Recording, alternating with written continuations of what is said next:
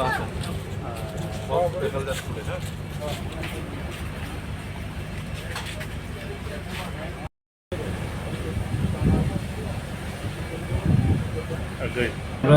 গতকালকে 4 জন বাংলাদেশি নাগরিককে আমরা আগরতলা রেল স্টেশনে গ্রেপ্তার করা হয়।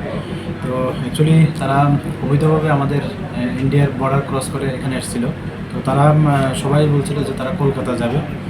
তো তাদের ওই পারপাস বলছে যে কাজকর্ম করার এরকম বলছেন।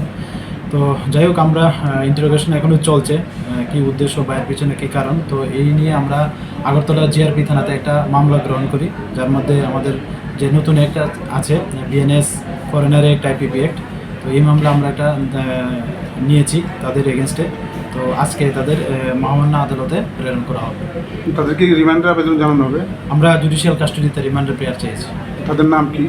এবং তাদের নাম জিজ্ঞেস করলে বলে একজন হলো এমডি শহীদুল ইসলাম, আরেকজন হলেন আকবর আলী, আরেকজন হলেন এমডি মইনুল ইসলাম, আর আরেকজন হলেন আকরাম হক।